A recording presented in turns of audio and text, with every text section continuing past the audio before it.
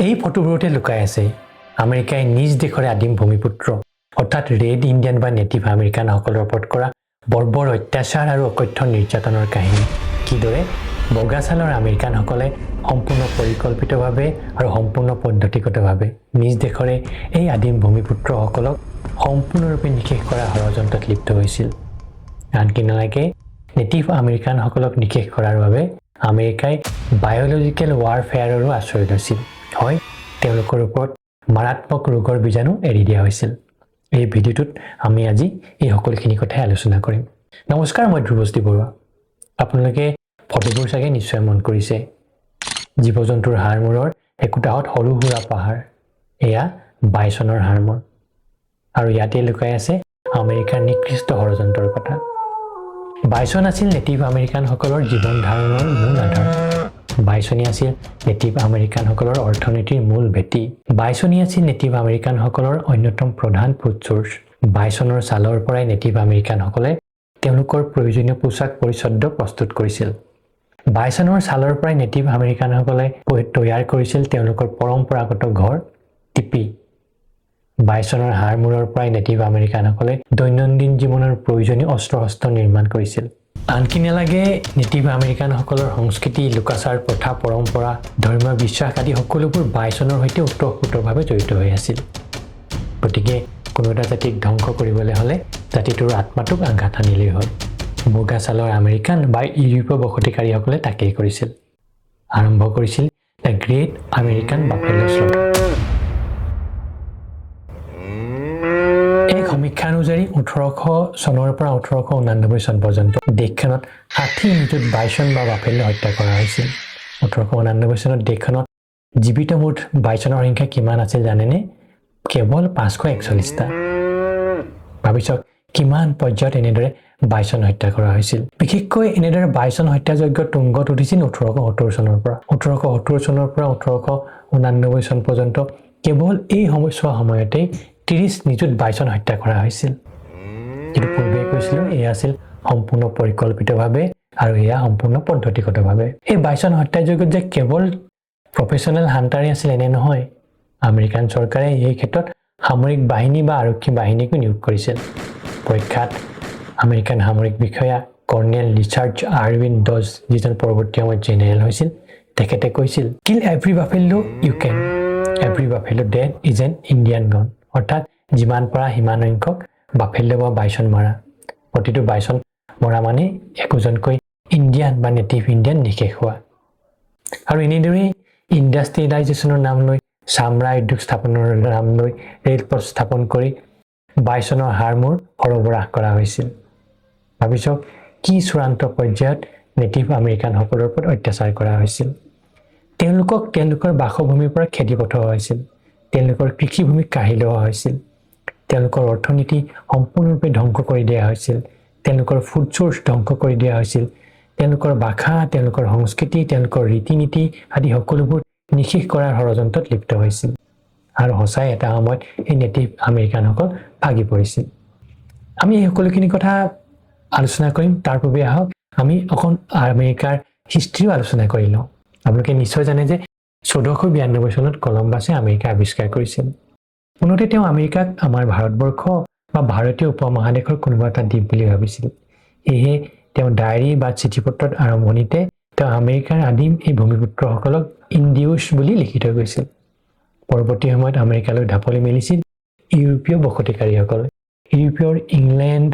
France Netherlands Germany Spain আদি বিভিন্ন দেশৰ পৰা এই বসতিকাৰীসকল গৈ আমেৰিকাত গৈ থিতাপি লৈছিল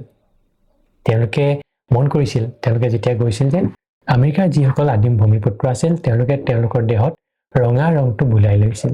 সেয়ে এই ইউৰোপীয় বসতিকাৰীসকলে এই আদিম ভূমিপুত্ৰসকলক ৰেড ইণ্ডিয়ান বুলি আখ্যা দিছিল অৱশ্যে বৰ্তমান সময়ত এই ৰেড ইণ্ডিয়ান শব্দটো ব্যৱহাৰ কৰা নহয় তাৰ পৰিৱৰ্তে নেটিভ আমেৰিকান শব্দটো ব্যৱহাৰ কৰা হয় আৰু এইদৰে ইউৰোপীয় বসতিকাৰীসকল গৈ তাত গৈ সৰ্বসাধাৰণ কৰিছিল আৰম্ভ কৰিছিল এই নেটিভ আমেৰিকানসকলৰ ওপৰত অকথ্য নিৰ্যাতন একে সময়তে আপোনালোকে আমেৰিকাত স্লেভাৰী বা দাস প্ৰথা সম্পৰ্কত নিশ্চয় অৱগত এই কথা নতুনকৈ কোৱাৰ কোনো প্ৰয়োজন নাই 1830 চনত আমেৰিকাৰ ৰাষ্ট্ৰপতি এণ্ড্ৰু জেকসনৰ দিনত গ্ৰহণ কৰা হৈছিল এখন অতি কুখ্যাত আইন দ্য ইণ্ডিয়ান ৰিমুভেল এক্ট এই আইনৰ অধীনত নেটিভ আমেৰিকানসকলক তেওঁলোকৰ বাসভূমিৰ পৰা বলপূৰ্বকভাৱে খেদি পঠোৱা হৈছিল সংস্থাপন দিয়া হৈছিল কেইবা হাজাৰ কিলোমিটাৰ দূৰৰ আন এখন ঠাইত বিশেষকৈ এই আইনৰ জৰিয়তে আমেৰিকাৰ দক্ষিণ পূব অঞ্চলৰ পৰা 5টা নেটিভ আমেৰিকান জনগোষ্ঠী চেৰোকি মাস্কোগি চকটো চিকাছু আৰু চেমিনল এই 5টা জনগোষ্ঠীক তেওঁলোকৰ নিজৰ বাসভূমিৰ পৰা বলপূৰ্বকভাৱে বিতৰণ কৰি বা খেদি পঠাই আমেৰিকাৰ পশ্চিম অঞ্চলে ইণ্ডিয়ান টেৰিটৰী নাম দি এটা অঞ্চললৈ তেওঁলোকক লৈ যোৱা হৈছিল কেইবা হাজাৰ কিলোমিটাৰ এই যাত্ৰাপথত অনাহাৰে অৰ্ধাহাৰে বহু নেটিভ ইণ্ডিয়ানে প্ৰাণ হেৰুৱাইছিল সমীক্ষা অনুযায়ী এনেদৰে অনাহাৰে অৰ্ধাহাৰে প্ৰাণ হেৰুওৱা লোকৰ সংখ্যা আছিল 16,000ৰ অধিক যাক ট্ৰেইলট্ৰেছ বা চকুলোৰ পথ বুলি কোৱা হয় তেওঁলোকে অতিক্ৰম কৰিবলগীয়া হৈছিল 800ৰ পৰা 1200 মাইল দূৰত্ব এই 1200 মাইলক যদি আমি কিলোমিটাৰে ভাগ কৰি দিওঁ প্ৰায় 1900 কিলোমিটাৰ হ'ব ভাবিছক এই 1900 কিলোমিটাৰ পথ তেওঁলোকে খোজকাঢ়ি অতিক্ৰম কৰিছিল এনেদৰে যাত্ৰাপথত ভোগ ভাগৰ বা উপস্থিত ভোগী প্ৰায় 16,000ৰ অধিক নেটিভ আমেৰিকানে প্ৰাণ ত্যাগ কৰিবলৈ বাধ্য হৈছিল এইদৰে আমেৰিকাৰ দক্ষিণ পূব অঞ্চলৰ পৰা পশ্চিম অঞ্চলত যি ইণ্ডিয়ান টেৰিটৰীত তেওঁলোকক স্থাপন কৰা হৈছিল সেই ইণ্ডিয়ান টেৰিটৰী হ'ল বৰ্তমান সময়ত আমেৰিকাৰ ওকলাহোমা ৰাজ্য ঠিক তেনেদৰে যি দক্ষিণ পূব এলেকা এই দক্ষিণ পূব এলেকা হয় বৰ্তমান সময়ত দেশখনৰ Georgia Florida Tennessee north Carolina Alabama আদি ৰাজ্য অৱশ্যে কেৱল এই ইণ্ডিয়ান ৰিমুভেল এক্ট বুলি নহয় এনেদৰে নেটিভ আমেৰিকানসকলক বলপূৰ্বকভাৱে উচ্ছেদ কৰাৰ ক্ষেত্ৰত আমেৰিকান চৰকাৰে আন কেতবোৰ নীতি গ্ৰহণ কৰিছিল আৰু নেটিভ আমেৰিকানসকলৰ সৈতে আন বহুবোৰ সন্ধিও স্বাক্ষৰিত কৰিছিল ভিডিঅ'টোৰ আৰম্ভণিতে আমি কৈছিলোঁ নেটিভ আমেৰিকানসকলক নিষেধ কৰাৰ বাবে ইউৰোপীয় বসতিকাৰীসকলে বায়'লজিকেল ৱাৰফেয়াৰৰো আশ্ৰয় লৈছিল এই দুষ্কাৰ্য সংগঠিত কৰিছিল আমেৰিকাত থিতাপি লোৱা ব্ৰিটিছ সামৰিক বিষয়াসকলে যাৰ নেতৃত্ব দিছিল জেফ্ৰি আমহাৰ্ষ্টে 1757 চনৰ পৰা 1763 চন পৰ্যন্ত জেফ্ৰি আমহাৰ্ষ্ট আছিল উত্তৰ আমেৰিকাত থকা ব্ৰিটিছ সেনাবাহিনীৰ কামাণ্ডাৰ ইন চিফ সেই সময়তে পণ্টিয়াক যুদ্ধ হৈছিল আৰু ঠিক সেইখিনি সময়তে জেফ্ৰি আমহাৰ্ষ্টৰ নেতৃত্বত সংগঠিত হৈছিল এই দুষ্কাৰ্য এতিয়া প্ৰশ্ন উঠিব কি আছিল এই বায়'লজিকেল ৱাৰফেয়াৰ ব্ৰিটিছে বা ব্ৰিটিছ সেনা বিষয়াসকলে সেই সময়ত নেটিভ আমেৰিকানসকলৰ মাজত ইচ্ছাকৃতভাৱে বা সম্পূৰ্ণ ষড়যন্ত্ৰমূলকভাৱে স্মল পক্সৰ বীজাণু এৰি দিছিল তেওঁলোকে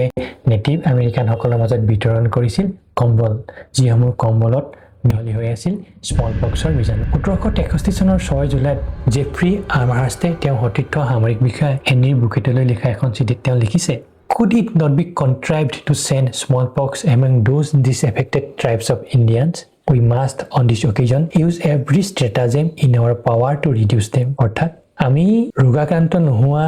এই নেটিভ ইণ্ডিয়ান সকলৰ মাজত আমি স্মল পক্সৰ বীজাণু মেলি দিব নোৱাৰোনে আমি তেওঁলোকৰ সংখ্যা হ্ৰাস কৰিবৰ বাবে যিকোনো ধৰণৰ কাৰ্যব্যৱস্থা হাতত লোৱা আছিল তাৰ উত্তৰত হেনৰি বুকেটে লিখিছিল I will try to inculate the Indians by means of blankets that may fall in their hands অৰ্থাৎ মই ইণ্ডিয়ান সকলৰ মাজত স্মল পক্স বিতৰণৰ যত্ন কৰিম মই তেওঁলোকক কম্বল বিতৰণ কৰিম যিসমূহ কম্বলত স্মল পক্সৰ বীজাণু থাকিব হেনৰি বুকেটে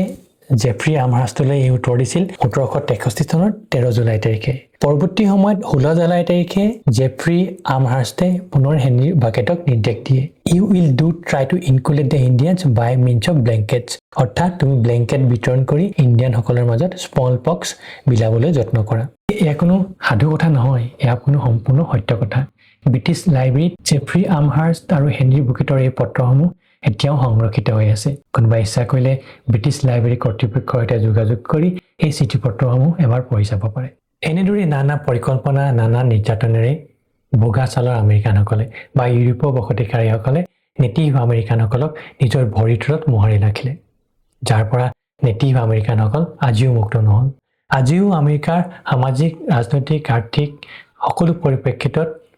প্ৰেক্ষাপটত নেটিভ আমেৰিকানসকল সম্পূৰ্ণ বাহিৰ হৈ গ'ল নিজ দেশতে তেওঁলোক এতিয়া সম্পূৰ্ণৰূপে সংখ্যালঘু আমেৰিকাৰ মুঠ জনসংখ্যাৰ 2-3% নেটিভ আমেৰিকান লোক এবাৰ ভাবি চাওক অন্য কোনো দেশত হোৱাহেঁতে আমেৰিকাই এই নেটিভ আমেৰিকানসকলৰ হাতত অস্ত্ৰ তুলি দিলেহেঁতেন বা সেই লোকসকলক শোষণ কৰাৰ গণ্যালৈ সেই দেশখন আমেৰিকাই আক্ৰমণ কৰিলেহেঁতেন এয়াই হ'ল মানৱতাৰ কথা কোৱা গণতন্ত্ৰৰ কথা কোৱা আমেৰিকাৰ প্ৰকৃত ৰূপ আজিৰ এই আলোচনাটো নেটিভ আমেৰিকানসকলৰ ওপৰত বগা ছালৰ আমেৰিকান বা ইউৰোপীয় বসতিকাৰীসকলে কৰা অকথ্য নিৰ্যাতনৰ কিয়দ অংশ বৰ্ণনাহে মাত্ৰ নেটিভ আমেৰিকানসকলৰ ওপৰত কৰা অকথ্য নিৰ্যাতন শোষণৰ কাহিনী বিতংগম পালে যিকোনো লোকৰে গা মন হিঁয়ৰি উঠিব